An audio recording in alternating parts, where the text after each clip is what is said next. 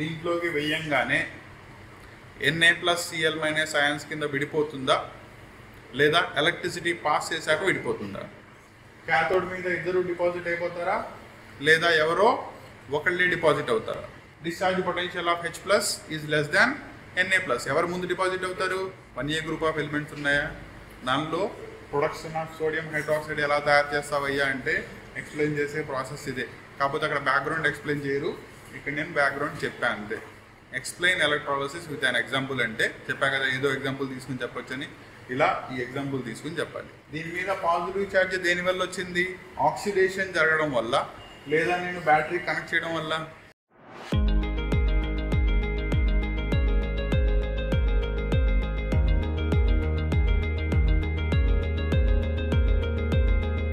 So electrochemistry దానిలో ఈ సంవత్సరం దీంట్లో చదువుకునేటప్పుడు దీన్ని 2 పార్ట్స్లో చదువుకుంటారు.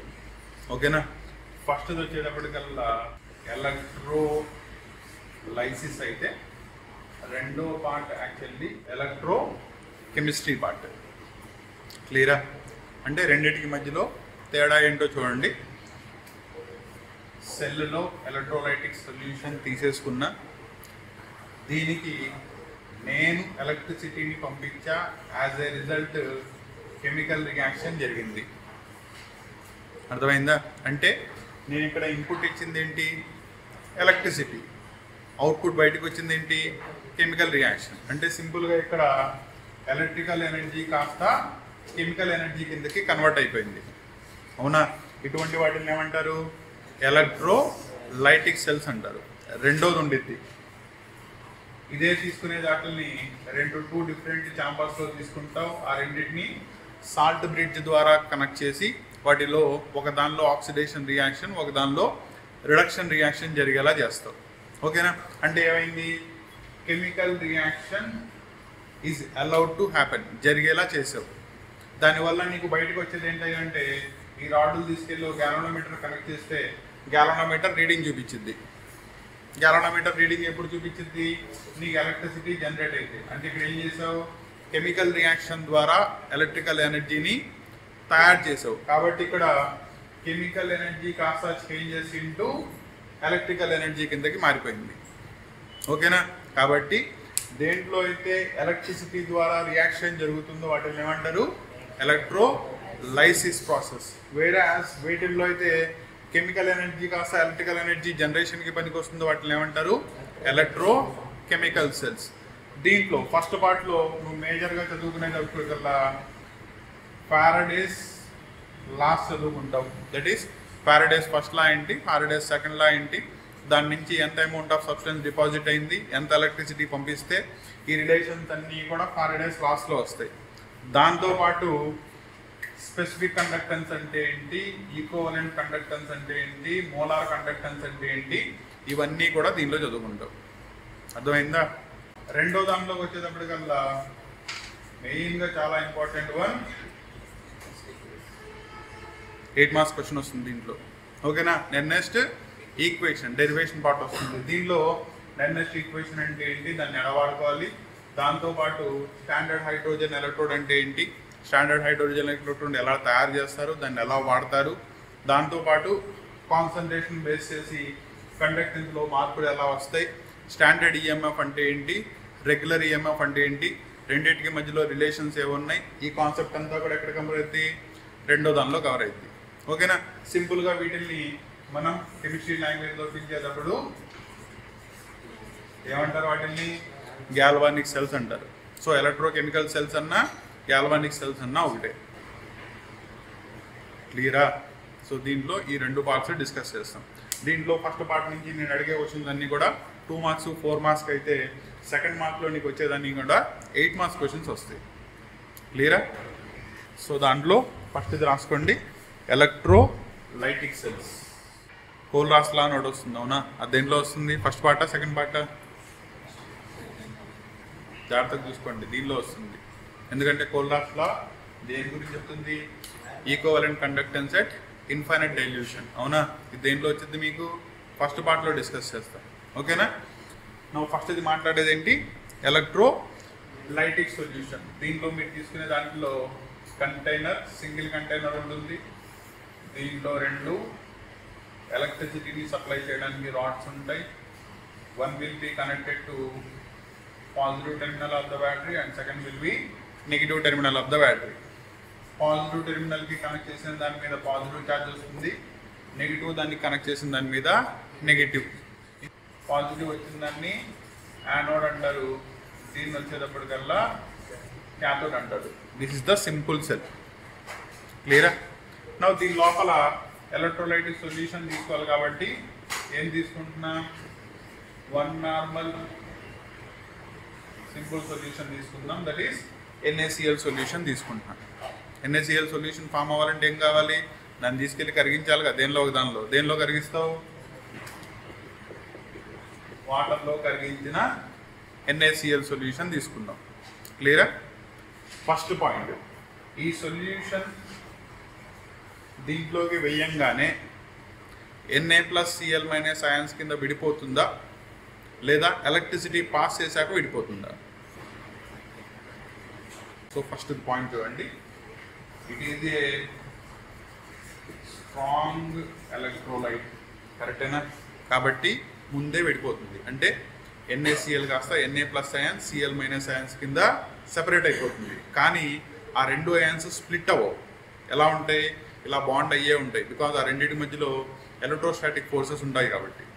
సో నువ్వు ఎప్పుడైతే సర్క్యూట్ని ఆన్ చేసావో ఇదేమైంది పాజిటివ్, ఇదేమైంది నెగిటివ్. ఇవేం చేస్తున్నాయి, ఆల్రెడీ బాండ్ అయిన ఉన్న వాటిని 2 రిపెల్ చేస్తున్నాయి, పుల్ చేస్తున్నాయి. కాబట్టి ఇవి 2 ఏమైపోతాయి, సెపరేట్ అయిపోతాయి. క్లారిటీ వచ్చిందా? సో దీంట్లో ఉన్న అయాన్స్ ఏంటి ఇప్పుడు, Na+Cl- H+, OH-. ఈ ఎక్కడి నుంచి వచ్చినాయి మరి, వాటర్ కూడా అయనైజ్ అయింది కదా, కాబట్టి వాటర్ నుంచి H+Cl- వచ్చినాయి. ఓకేనా? సో దీంట్లో Na+ ఏమో క్యాథోడ్ వైపుకి, H+ క్యాథోడ్ వైపుకి వెళ్ళిపోతే Cl- ఏమో యానోడ్ వైపుకి, OH- ఏమో యానోడ్ వైపుకి వెళ్ళిద్ది. కరెక్టేనా?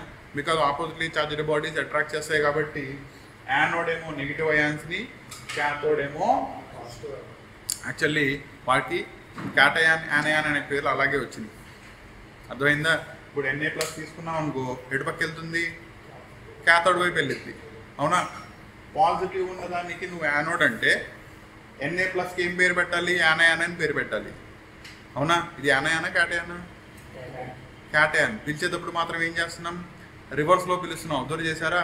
బికాస్ దాని మీద ఉన్న ఛార్జ్ని బట్టి కాదు, అది ఎటు పక్కకి మూవ్ అవుతుంది అన్న దాన్ని బట్టి దానికి పేరు పెట్టారు.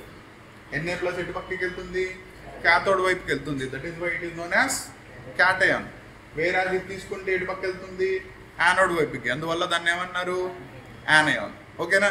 ఇప్పుడు ఏమైనాయి, అయాన్స్ సపరేట్ అయిపోయినాయి. ఓకేనా? ఆ ప్రాసెస్ని ఏమని పిలుస్తారంటే ఎలక్ట్రోలైసిస్. డెఫినేషన్ అర్థమైనట్టేనా? అంటే ఏవేవైతే అయాన్స్ వాటర్లో డిజాల్వ్ చేయంగానే అయనైజ్ అయినాయో వాటిల్ని కరెంటు పాస్ చేసి సపరేట్ చేసామో, లైసిస్ చేసామో. లైసిస్ అంటే ఏంటి, బ్రేక్ డౌన్ చేయడం. అలా సపరేట్ చేసామో ఆ ప్రాసెస్ని ఏమంటారు, ఎలక్ట్రోలైసిస్. 2 మార్క్స్ దాంట్లో important question, what is electrolysis, give any 2 examples అంటాడు. అర్థమైందా? Electrolysis is nothing but lysis of the corresponding salts. దేన్ని ఉపయోగించి, by using electricity is known as electrolysis. దాంట్లో ఏమైనా 2 ఎగ్జాంపుల్స్ రాయమంటే NaCl, KCl, MgCl2 any 2 examples రాసేయచ్చు. క్లియరా? నెక్స్ట్ పార్ట్ చూడండి. ఈ వెళ్ళిపోయిన తర్వాత జరిగేది ఏంటి, ఇప్పుడు దీని మీద ఎవరు వచ్చారు, Cl- వచ్చింది, OH- వచ్చింది. దీని మీదకి ఎవరు వచ్చారు, Na+H+. ఓకేనా? ఇప్పుడు ఇమీడియట్లీ మీకు రావాల్సిన క్వశ్చన్, ఎలక్ట్రోడ్ మీద వీళ్ళిద్దరూ డిపాజిట్ అయిపోతారా లేదా ఎవరో ఒకళ్ళే డిపాజిట్ అవుతారా? క్యాథోడ్ మీద ఇద్దరు డిపాజిట్ అయిపోతారా లేదా ఎవరో ఒకళ్ళే డిపాజిట్ అవుతారా? ఓకేనా? ఆ కాన్సెప్ట్ని ఎక్స్ప్లెయిన్ చేయడానికి నెక్స్ట్ వచ్చే phenomena, that is discharge potential. Objectively చాలా ఇంపార్టెంట్, గుర్తుపెట్టుకోండి. ఓకేనా? అండ్ లాని ఏమంటారంటే discharge potential law, that is law of discharge potential అంటారు. ఓకేనా? లా ఏం చెప్తుందో చూడండి. ఒక పర్టిక్యులర్ ఎలక్ట్రోడ్ దగ్గర రెండు అయాన్స్ ఒకదానితో ఒకటి కాంపిటీషన్లో డిపాజిట్ అవ్వడానికి రెడీగా ఉంటే ఎలక్ట్రోడ్ ముందు ఎవరిని డిపాజిట్ చేయించుకుంటుందంటే ఎవరైతే తక్కువ ఛార్జ్ తీసుకొని డిపాజిట్ అయిపోతారో వాళ్ళని ముందు డిపాజిట్ చేయించుకుంటుంది, followed by the next one. అర్థమైందా? అర్థం కాదా? దీన్నే సింపుల్ కాన్సెప్ట్లో చెప్తారు. బ్యాంక్ దగ్గర అప్పు తెచ్చుకోవడానికి ఇద్దరు వెళ్ళారు, నువ్వు మీ ఫ్రెండ్. ఓకేనా? నా ఒకడేమో 1,00,000 రూపాయలు లోన్ కావాలని అడిగాడు, రెండోడేమో 10 లక్షలు కావాలని చెప్పాడు. ఓకేనా? బ్యాంక్ దగ్గర 10 లక్షలు ఉన్నాయి కాబట్టి ఇది ఇద్దరికి ఇవ్వగలదుగా. 1,00,000 ఉన్నోడికి ఇవ్వగలదు, 10 లక్షలు ఉన్నోడికి ఇవ్వగలదు. ఓకేనా? పాయింట్ ఏంటంటే ఎవరికి ముందు ఇచ్చింది, 1,00,000 వాడికా 10 లక్షల వాడికా? సో ఇక్కడ పాయింట్ చూడండి, 1,00,000 మాత్రమే కావాల్సిన వాడికి బ్యాంకు ముందు ఇచ్చింది. ఎందుకు ఇచ్చింది అనుకో, స్టిల్ ఇంకా బ్యాంక్ దగ్గర ఎంత ఉంటుంది, 9 lakhs. అది ఇలాంటి లోన్ ఇంకా ఎంతమందికి ఇవ్వగలదు, 9 మెంబర్స్కి. అదే 10 lakhs ఒకటికే ఇచ్చేస్తే క్లారిటీ వచ్చిందా? కాబట్టి ఎవరికి ఇచ్చింది, ఎవరైతే తక్కువ రిక్వైర్మెంట్తో వచ్చాడో వాడికి ముందు ఇస్తుంది. అర్థమైందా? ఎలక్ట్రోడ్ కూడా అలాగే, ఇద్దరు వచ్చారు, నేనేమో 10 volts ఎలక్ట్రిసిటీ తీసుకుని నీ మీద డిపాజిట్ అవుతానంటుంది. ఇంకోటి వచ్చాడు, నాకు 1 volt చాలు, నేను నీ మీద డిపాజిట్ అయిపోతానంటుంది. ఎవరికి ఇస్తుంది? క్లారిటీ వచ్చిందా? కాబట్టి Cl మైనస్ OH మైనస్లో ఎవరికి తక్కువ డిశ్చార్జ్ పొటెన్షియల్ కావాలి, ఎవరికి ఎక్కువ కావాలో తెలియాలి. అవునా? డిశ్చార్జ్ పొటెన్షియల్ వచ్చేటప్పటికల్లా Cl minus is less than OH minus. Sir మీకు ఎలా తెలుసు? స్టాండర్డ్ వాల్యూస్ ఉంటాయి, దాని నుంచి చెప్తున్నాం, ఎక్స్పెరిమెంటల్ వాల్యూస్. ఓకేనా? సో ఇప్పుడు వీళ్ళిద్దరు ఎవరి ముందు డిపాజిట్ అవుతారు, Cl minus, because it needs lesser electricity. అవునా? అలాగే అవతల పక్క ఎవరెవరు, Na plus H plus, discharge potential of H plus is less than Na plus. ఎవరు ముందు డిపాజిట్ అవుతారు, H ప్లస్. క్లారిటీ వచ్చిందా? కాబట్టి ఇందులో ముందు క్లోరిన్ డిపాజిట్ అయిపోయి యాజ్ ఏ క్లోరిన్ గ్యాస్ బయటికి వెళ్ళిపోతుంది. వీళ్ళిద్దరు దానిలో హైడ్రోజన్ ముందు డిపాజిట్ అయిపోయి హైడ్రోజన్ గ్యాస్ బయటికి వెళ్ళిపోతుంది. ఎవరు మిగిలిపోయారు, ఇందులో Na ప్లస్ గారు మిగిలిపోయారు, ఇందులో OH మైనస్ గారు మిగిలిపోయారు. అవునా? వాళ్ళిద్దరూ కంబైన్ అయిపోయి కింద సెటిల్ అయిపోతారు. So Na plus plus OH minus gives rise to NaOH. ఎవరు ఫామ్ అయ్యారు, సోడియం హైడ్రాక్సైడ్. ఇప్పటికైనా ఎవరైనా చెప్తారేమో అని చూస్తున్నాను. ఫస్ట్ ఇయర్లో నెల్సన్ సెల్ వచ్చింది, గుర్తుందా? నేను డ్రా చేసింది, ఎక్స్ప్లెయిన్ చేసింది నెల్సన్ సెల్లే. 1A గ్రూప్ ఆఫ్ ఎలిమెంట్స్ ఉన్నాయా, దానిలో ప్రొడక్షన్ ఆఫ్ సోడియం హైడ్రాక్సైడ్ ఎలా తయారు చేస్తావయ్యా అంటే ఎక్స్ప్లెయిన్ చేసే ప్రాసెస్ ఇదే. కాకపోతే అక్కడ బ్యాక్గ్రౌండ్ ఎక్స్ప్లెయిన్ చేయరు, ఇక్కడ నేను బ్యాక్గ్రౌండ్ చెప్పాను అంతే. క్లారిటీ వచ్చిందా? సో నెల్సన్ సెల్లో నువ్వు ఎవరిని తయారు చేస్తావు, సోడియం హైడ్రాక్సైడ్. ఎవరిని ఎలక్ట్రాలసిస్ చేసి NaCl ప్లస్ వాటర్, దాన్నే 99% తీసుకుంటే దాన్ని ఏమంటారు, it is known as brine solution అంటారు. బ్రైమ్ సొల్యూషన్ని ఎలక్ట్రాలసిస్ చేస్తే ఎవరు తయారవుతారు, NaOH bottom of the test tube దగ్గర తయారవుతుంది. ఏ గ్యాసెస్ రిలీజ్ అవుతున్నాయి, chlorine gas, hydrogen gas. Chlorine ఎక్కడ వచ్చింది, యానోడ్ దగ్గర. హైడ్రోజన్ గ్యాస్ ఎక్కడ రిలీజ్ అయింది, క్యాథోడ్ దగ్గర. క్లారిటీ వచ్చిందా? దీన్ని ఎక్స్ప్లెయిన్ చేస్తే దాన్నే ఆఫ్ ఎలక్ట్రాలసిస్ అంటారు. నిన్ను what is electrolysis, explain electrolysis with an example అంటే చెప్పా కదా, ఏదో ఎగ్జాంపుల్ తీసుకుని చెప్పొచ్చని, ఇలా ఈ ఎగ్జాంపుల్ తీసుకుని చెప్పాలి. ఓకేనా? నో దీనిలో వచ్చే మీ మెయిన్ కరస్పాండింగ్ ఎలక్ట్రోడ్స్ దగ్గర జరిగే కెమికల్ రియాక్షన్స్ చెప్పమంటాడు. ఇక్కడ మీరు ఆగిపోతారు. ఓకేనా? రియాక్షన్స్ ఎలా రాయాలో చూడండి. ముందు ఒక్కొక్క దానికి ఎక్స్ప్లెయిన్ చేద్దాం. ముందు యానోడ్ దగ్గర జరిగే రియాక్షన్స్ రాద్దాం. యానోడ్ దగ్గర ఎవరున్నారు, Cl మైనస్ ఉంది, OH మైనస్ ఉంది, కరెక్టేనా? అలాగే క్యాథోడ్ అక్కడ ఎవరున్నారు, Na ప్లస్ ఉంది, H+ ఉంది కరెక్టేనా. సో ఫస్ట్ దీనిలో జరిగేది ఏంటి అంటే 2 moles ఆఫ్ Cl మైనస్ ఏం చేసింది, 2 ఎలక్ట్రాన్స్ని బయటికి ఇచ్చేసి Cl2 గ్యాస్ కింద బయటికి వెళ్ళిపోయింది. అంతేగా జరిగింది. మళ్ళీ ఎక్స్ప్లెయిన్ చేస్తున్నా.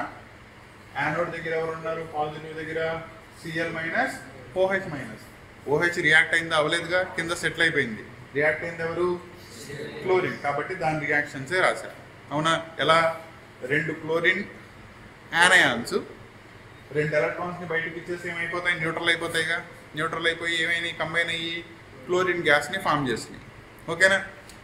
క్యాథోడ్ దగ్గర ఎవరున్నారు, Na+H+. ఎవరు రియాక్ట్ అయ్యారు, H+. వీళ్ళు కూడా 2 H+ అయాన్స్ ఇక్కడి నుంచి వచ్చిన 2 ఎలక్ట్రాన్స్ని ఏం చేస్తాయి, తీసుకుంటాయి. ప్లస్లు న్యూట్రల్ అయిపోతాయా, ఏం ఫామ్ అయింది, హైడ్రోజన్ గ్యాస్ బయటికి వెళ్ళిపోయింది. ఓకేనా. మిగిలిపోయింది ఎవరు, Na++OH- gives rise to NaOH. అర్థమైందా. సో ఎలక్ట్రాలిసిస్ అంటే ఏంటి, ఏదైనా ఒకదాని యొక్క సెల్ రిప్రజెంటేషన్, లాస్ట్లో జరిగే క్యాథోడ్ రియాక్షన్స్ రాస్తే 8కి 8 మార్క్స్. అర్థమైందా. ఈ క్వశ్చన్ ఇచ్చినప్పుడు ఏం చేస్తారంటే 6 మార్క్స్ మాత్రమే క్వశ్చన్ ఇచ్చి 2 మార్క్స్ దానికి ప్రాబ్లం ఇస్తాడు బేస్డ్ అపాన్ ఫారడేస్ లా. ఓకేనా. నో దీని నుంచి ఫారడేస్ లా ఎలా వచ్చినాయో చూడండి. ఈ ప్రాసెస్ మొత్తంలో నేను ఏమి ఇచ్చాను, ఏం జరిగింది ఒకసారి అబ్జర్వ్ చేసుకున్నట్టయితే, నేను ఇచ్చింది ఏంటి, ఎలక్ట్రిసిటీ ఇచ్చాను కరెక్టేనా. జరిగింది ఏంటి, సోడియం హైడ్రాక్సైడ్ డిపాజిట్ అయింది, క్లోరిన్ గ్యాస్ బయటకు వచ్చింది, హైడ్రోజన్ గ్యాస్ బయటకు వచ్చింది. ఇమీడియట్లీ కొన్ని గ్యాసెస్ బయటకు వచ్చినాయి అంటే ఎంత వచ్చిందో నీకు తెలిసి ఉండాలిగా. అవునా. సో వీటి యొక్క వెయిట్కి నువ్వు ఇచ్చిన ఇన్పుట్ ఎలక్ట్రిసిటీకి రెండింటికి మధ్యలో రిలేషన్ చెప్తే వాటిని ఏమంటారు, ఫారడేస్ లా అంటారు. సో ఫారడేస్ లా దేని గురించి చెప్తాయి, ఎంత అమౌంట్ ఆఫ్ సబ్స్టెన్స్ డిపాజిట్ అయింది, అది డిపాజిట్ అవ్వాలంటే నువ్వు ఎంత ఎలక్ట్రిసిటీని సప్లై చేసావు, దాన్ని ఒక లాలో సరిపోదని 2 లాస్ కింద చెప్పారు. ఆ 2 చదువుకుంటే అయిపోతుంది. ఎలక్ట్రాలిసిస్ అర్థమైనట్టేనా, యాజ్ ఇట్ ఈజ్ రాసేసుకోండి. దానికి డెఫినిషన్ మాత్రం 2 lines చెప్తాను, రాసుకోండి. The decomposition of an electrolyte by passing electricity through its electrolytic solution is known as electrolysis. Example, electrolysis of brine solution. Malli brine solution ante confuse avvakandi. It is 99% NaCl solution ne brine solution antaru. To produce sodium hydroxide NaOH. Diagram esi reaction రాసుకోండి. వీటిల నుంచి ఒక point గుర్తుపెట్టుకోండి. మళ్ళీ electrochemical cells అడిగి చదివేటప్పుడు మళ్ళీ అడుగుతాను. ఓకేనా. యానోడ్ దగ్గర జరిగిన రియాక్షన్ ఉంది కదా, అది ఆక్సిడేషన్ రిడక్షన్. ఎలక్ట్రాన్ లాస్ అయిపోతే ఆక్సిడేషన్, ఎలక్ట్రాన్ గెయిన్ అయిపోతే రిడక్షన్. కరెక్టేనా. సో యానోడ్ దగ్గర ఆక్సిడేషన్ జరిగింది, క్లియరేనా. రెండోది క్యాథోడ్ దగ్గర ఏమైంది, ఎలక్ట్రాన్స్ యాడ్ అయిపోయింది, కాబట్టి ఏమైంది, ఇక్కడ రిడక్షన్ జరిగింది. క్లారిటీ వచ్చిందా. నో ఆక్సిడేషన్ జరిగింది, యానోడ్ అయింది. దీని మీద పాజిటివ్ ఛార్జ్ దేనివల్ల వచ్చింది, ఆక్సిడేషన్ జరగడం వల్ల, లేదా నేను బ్యాటరీ కనెక్ట్ చేయడం వల్ల. జాగ్రత్తగా గుర్తుపెట్టుకోండి, ఇక్కడ చాలా పెద్ద పాయింట్ చెప్తున్నాను.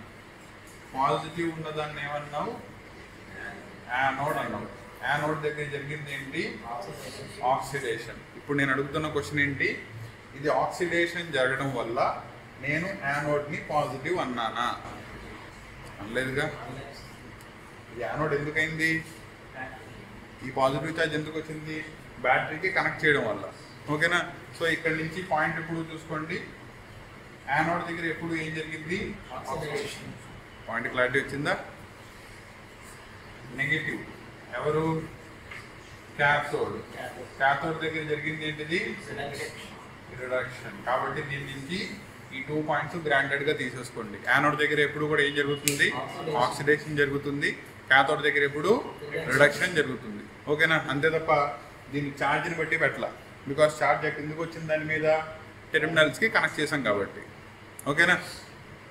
ఎందుకంటే మళ్ళీ హాఫ్ సెల్స్ చెప్పేటప్పుడు కన్ఫ్యూజ్ అవుతుంది. రాసుకోండి. దీని నుంచి ఫారడేస్ laws.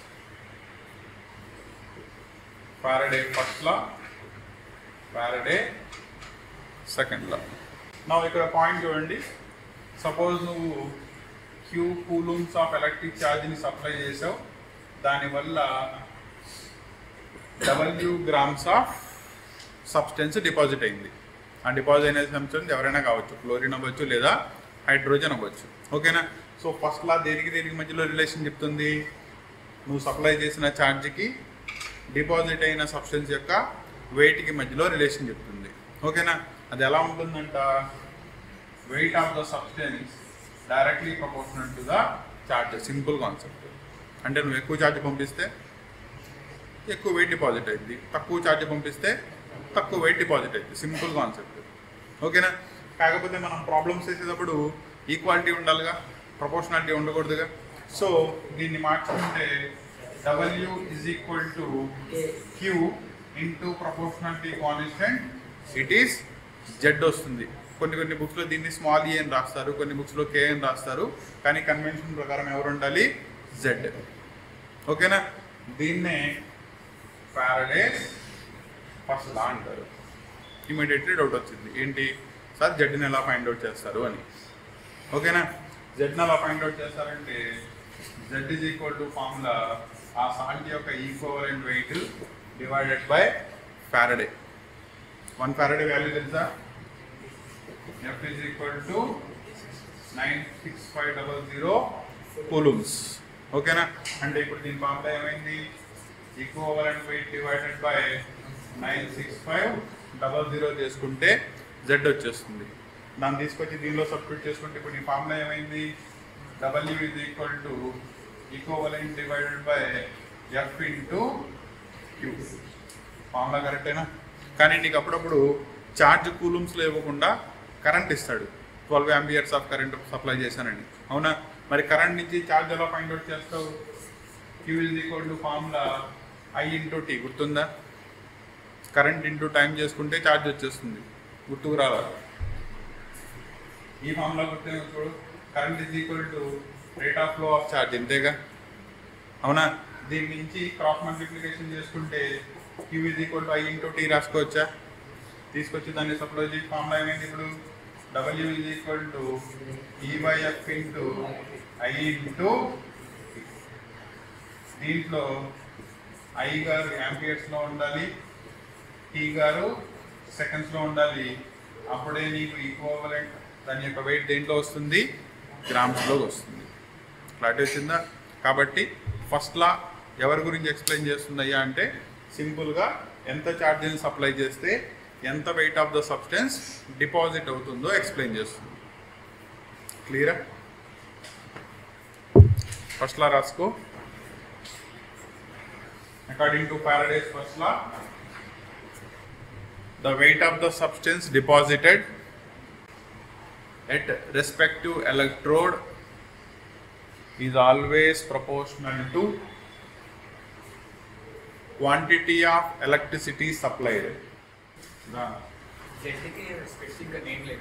ఇది ఎలక్ట్రోకెమికల్ ఈక్వలెంట్ రా, ఎందుకంటే ఈక్వలెంట్ వెయిట్ వాడావు కదా, దాని మీద నుంచే ఈక్వలెంట్ వెయిట్ అనే కాన్సెప్ట్ని ఎలక్ట్రిసిటీ అప్లై చేసి తయారు చేసాం కాబట్టి ఎలక్ట్రోకెమికల్ ఈక్వలెంట్ అన్నారు. నెక్స్ట్ ఇది Faraday's సెకండ్ లా. ఓకేనా? దీంట్లో చిన్న సినిమా ఉంది, ఒకసారి చూడండి. Faraday's ఫస్ట్ లా నుంచి ఆయన చెప్పేశాడు ఏమని? వెయిట్ క్వాంటిటీ ఆఫ్ ఎలక్ట్రిసిటీకి ప్రపోర్షనల్గా ఉంటుంది అని. ఇంక చెప్పడానికి ఏం మిగల్లా. అప్పుడు ఇమీడియట్లీ ఈయన అబ్జర్వ్ చేసిన పాయింట్ ఏంటంటే ఆయన చెప్పిన ఫస్ట్ లాలో ఉన్న ఫినామినా ఒకదానికి సరిపోద్దా? ఎట్ ఏ టైం నేను 4-5 ఎలక్ట్రోలైటిక్ సెల్స్ తీసుకున్నా అదే జరిగిద్దా? పాయింట్ క్లారిటీ వచ్చిందా? Faraday's సెకండ్ లా చెప్పే అవసరం ఎందుకు వచ్చింది? Faraday's ఫస్ట్ లాలో ఒకటే ఉంది మీకు, ఎలక్ట్రోలైటిక్ సెల్. దాంట్లో కండక్ట్ చేశారు, ఎలక్ట్రిసిటీకి వెయిట్కి మధ్యలో రిలేషన్ చెప్పేశాడు. ఓకేనా? ఇమీడియట్లీ Faraday గారికి సెకండ్ డౌట్ వచ్చింది. నేను ఇదే ఎలక్ట్రిసిటీని ఒకేసారి ఒక కంటైనర్ నుంచి కాకుండా మోర్ దాన్ 1 ఎలక్ట్రోలైటిక్ సెల్ నుంచి పాస్ చేసినా నాకు ఇదే జరిగిద్దా? అందుకని ఏం చేశారు ఆయన? 3 ఎలక్ట్రోలైటిక్ సెల్ తీసుకొని మూడింటిలో కూడా కరస్పాండింగ్లీ ఎలక్ట్రోడ్ తీసుకున్నారు, ఒకదానితో ఒకటి కనెక్ట్ చేసుకుంటూ వెళ్ళారు.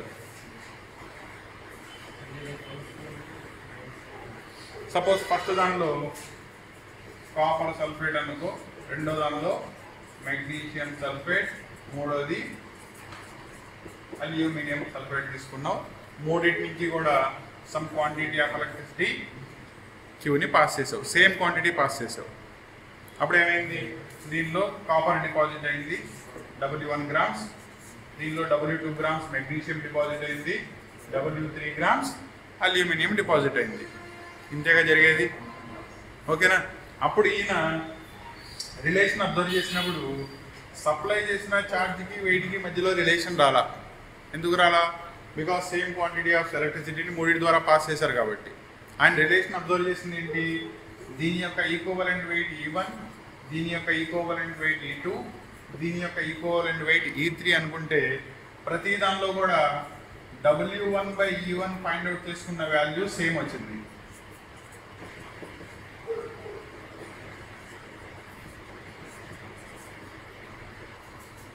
అంటే ఏమైంది, the ratio of weight of the substance deposited to the corresponding its equivalent weight remains constant when same quantity of electricity is passed through different electrolytes. ఇలాంటివి ఈయన 3 చేశాడు. తర్వాత అదర్ సైంటిస్టులు వచ్చి ఇలాంటివి సిరీస్ ఆఫ్ ఎక్స్పెరిమెంట్స్ చేసుకుంటూ వెళ్ళారు. కానీ ఈ ఫినామినా నువ్వు ఎన్ని చేసుకున్నా కూడా రిలేషన్ సేమ్ వచ్చింది, ఓకేనా. కాబట్టి సెకండ్ లా నీకు ఎక్స్ప్లెయిన్ చేసేది ఏంటి, సేమ్ క్వాంటిటీ ఆఫ్ ఎలక్ట్రిసిటీని through different electrolytic solutions pass చేసుకున్నట్టయితే there will be a relation between amount of the substance deposited and corresponding equivalent weights. ఏమని చెప్పాడు, their corresponding ratios will be కాన్స్టెంట్గా ఉంటాయని చెప్పాడు. దాన్ని ఫారడేస్ సెకండ్ లా అంటారు. అర్థమైందా? ఇలా సెకండ్ లా ఏంటయ్యా అంటే కంపేర్ చేయడానికి పనికి వస్తుంది. ఫస్ట్ లా దేనికి పనికి వస్తుంది, వెయిట్కి క్వాంటిటీ ఆఫ్ ఎలక్ట్రిసిటీకి రిలేషన్ చెప్పడానికి పనికి వస్తుంది. ఈ రెండింటిని మనం కలుపుకుంటే ఓవరాల్గా ఫారడేస్ లాస్ అవుతాయి. అర్థమైందా? దీని నుంచి క్వశ్చన్స్ అడిగేది ఎలా ఉంటుంది, ఇందాక దానిలో నీకు అడిగే questions weight is equal to Z/Q, 3 quantities ఉన్నాయి కాబట్టి ఏమైనా 2 ఇచ్చేస్తాడు, మూడోది కనుక్కోమంటాడు. అర్థమైందా? సపోజ్ నేను 5 కూలమ్స్ ఆఫ్ చాప్ పంపించా, ఎన్ని గ్రామ్స్ ఆఫ్ వెయిట్ డిపాజిట్ అయింది కనుక్కోమన్నాడు. ఎలా అప్లై చేయాలి, ఫస్ట్ లా అప్లై చేయాలి, ఓకేనా. ఇదే ప్లేస్లో నేను సమ్ క్యూ ఛార్జ్ని పంపించా through copper sulphate magnesium sulphate. Copper W1 deposit అయితే మెగ్నీషియం ఎంత డిపాజిట్ అయిందని అడిగాడు అనుకో, ఇక్కడ ఏమైంది, ఛార్జెస్ ఏముంది, ఇద్దరిని కంపేర్ చేస్తున్నాడు. అప్పుడు నీకు ఎలా కావాలి, సెకండ్ లా కావాలి. రిలేషన్ ఏమైంది, W1/E1 is equal to W2/E2. Immediately నీకు డౌట్ రావచ్చు, సార్ దీంట్లో వాడు E2 చెప్పలేదు కదా అని చెప్పి. E1 E2 ఏంటి, కాన్స్టెంట్ కదా, ఈక్వలెంట్ వెయిట్సే కదా. ఈక్వలెంట్ ఎలా కనుక్కుంటావు, equivalent weight is equal to molecular weight by valency formula చెప్పా కదా. దాని నుంచి E1 వచ్చేసిద్ది, E2 వచ్చేసిద్ది. W1 ఆల్రెడీ వాడు ఇచ్చేసాడు, W2 కనుక్కోవచ్చా, క్లారిటీ వచ్చిందా. ఇలా 2 సాల్ట్స్ని కంపేర్ చేయడానికి ఎలా పనికి వస్తుంది, ఫారడేస్ సెకండ్ లా పనికి వస్తుంది. క్లారిటీ వచ్చిందా. లా రాసుకోండి. when same quantity of electricity is passed through different electrolytes, the weight of the substance deposited at respective electrodes are in the ratio of their equivalent weights. That is a మూడు diagram వేసి relation రాస్తాం. So ఇక్కడ దాకా చదువుకోండి. దానిలో equivalent conductances, దాని నుంచి Kohlrausch law and next equation part next క్లాస్లో డిస్కస్ చేద్దాం, ఓకేనా. Class 11 and class 12 that is intermediate students యొక్క mathematics, physics and chemistry classes. దీంతో పాటు 10th క్లాస్ వాళ్ళకి mathematics and science classes, engineering వాళ్ళకి mathematics M1, M2, physics, chemistry and basic electronic classes completely మన అచ్చ తెలుగులో ఇన్ డెప్త్ కాన్సెప్ట్తో explain చేయాలనే సింగిల్ మోటోతో డెడికేట్ చేయబడిన channel Kasim sir academy Telugu. దీనిలో కంటెంట్ కనుక మీకు నచ్చినట్టయితే ఒక లైక్ చేయండి, సో దట్ ఇంకా ఫర్దర్ కంటెంట్ని మీ దగ్గరికి తీసుకురావడానికి మీ లైక్స్ అండ్ షేర్స్ అనేవి మాకు మోటివేషన్గా ఉంటాయి. కంటెంట్ బాగుంటే మీ ఫ్రెండ్స్తో షేర్ చేయండి. Thank you.